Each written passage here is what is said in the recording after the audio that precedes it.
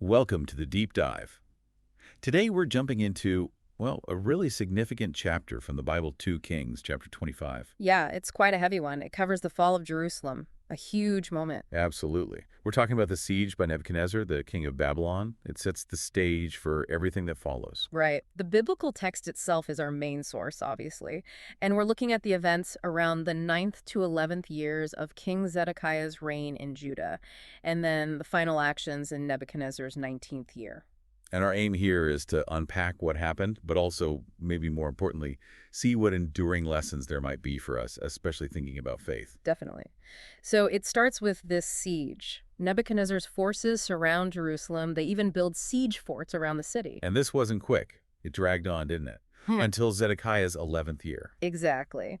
And the conditions inside the city became, well, horrific. The text mentions a devastating famine.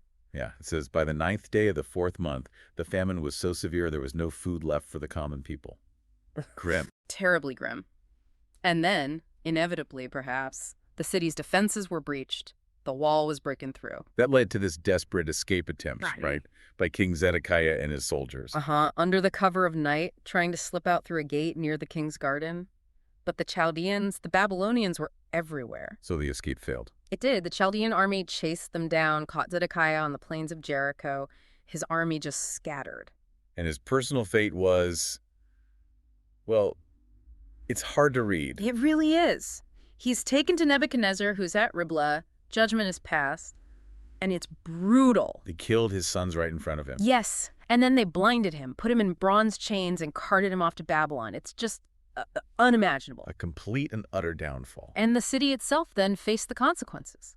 Nebuzaradan arrived. He was the captain of Nebuchadnezzar's guard. This was in the 5th month, 7th day, 19th year of Nebuchadnezzar. Right. And his orders were clear. Destruction. He burned everything. The temple, the house of the Lord, the king's palace, all the houses in Jerusalem.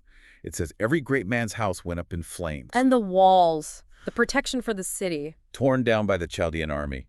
Just leveled.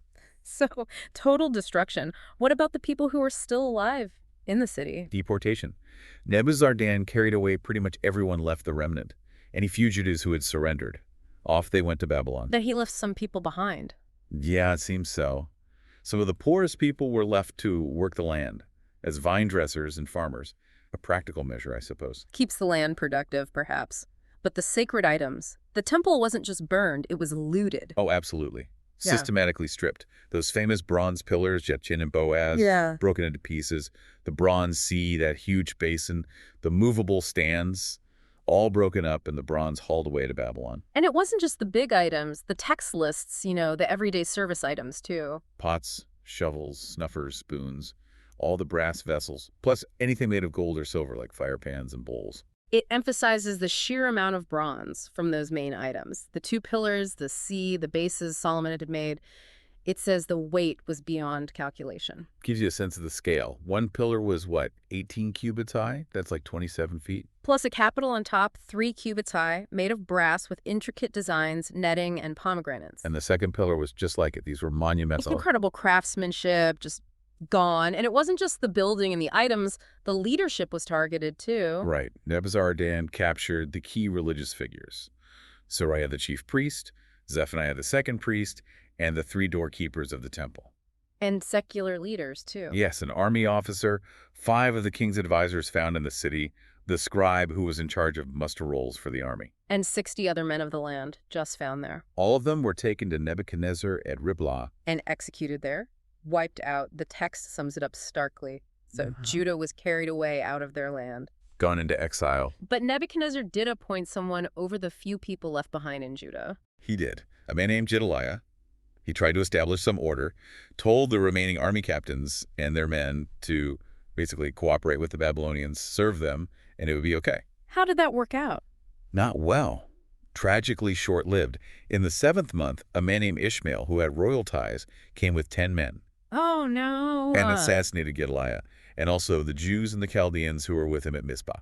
So, more violence, more instability. Exactly. And this caused widespread panic. Everyone left. The text says, from least to greatest, along with the army captains, they all just fled. Where did they go? To Egypt. They were afraid of Babylonian reprisals after the assassination. Wow. So it seems like just complete disaster upon disaster, but the chapter doesn't end quite there, does it? No, and this is quite remarkable. It jumps forward decades, 37 years into the captivity of Jehoiachin, the king who was taken away before Zedekiah. Okay, Jehoiachin, what happens? A new king comes to power in Babylon, evil Merodach. And in his first year, he releases Jehoiachin from That's in prison. 37 years? That's That's a long time. a very long time. And he doesn't just release him. He speaks kindly to him, gives him a place of honor, sets his throne higher than the other captive kings in Babylon. So some measure of restoration. It seems so.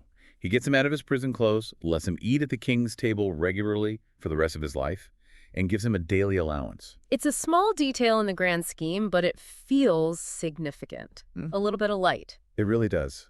A surprising note of grace, almost, at the end of this incredibly bleak story. So stepping back, thinking about what this all means for us, for strengthening faith, I mean, the first thing that hits you is consequences. Definitely. The narrative frames this disaster not as random, but as the result of Judah's repeated turning away from God, their disobedience. It's a powerful lesson in accountability. And that applies today, right? Our choices, especially moral and spiritual ones, they have ripple effects. Ignoring that core responsibility, well, it can lead to breakdowns in our own lives or communities. It also makes you think about security. They had this magnificent temple, this walled city, symbols of permanence, of God's presence. But it wasn't enough. Material things, even sacred structures, they couldn't provide ultimate security when the spiritual foundation crumbled. Which is a challenge to us, isn't it? Where do we place our real trust? In our jobs, our savings, our status? Or in something deeper, in faith, in integrity? Exactly. And then there's that ending with Jehoiachin. Even amidst judgment, even after decades, there's this act of mercy. It suggests that even when things seem completely lost, hope isn't entirely extinguished. God's sovereignty is there, but so is the possibility of maybe unexpected grace or restoration. Which is incredibly faith-strengthening. It means we can trust God's plan even when we're going through really difficult times, believing that renewal is possible. Zedekiah's failure as a leader is also a lesson. His indecision, his final desperate actions, it highlights the need for wisdom and integrity in leadership. Absolutely. Leaders have a responsibility for the well-being of those they serve. That's timeless. And that final point about Jehoiachin, hope beyond despair. It's a powerful message that maybe no situation is truly beyond redemption. Even after immense loss, God can bring healing, can open doors. So putting it all together, 2 Kings 25 is this intense reflection on, well, the results of disobedience, the need for faithfulness, the fact that earthly things aren't ultimate security. But also this persistent thread of hope.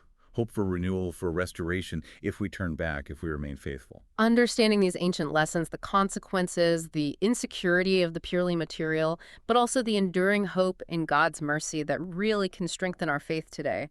It gives us a framework for our own struggles. It helps us see where true security lies.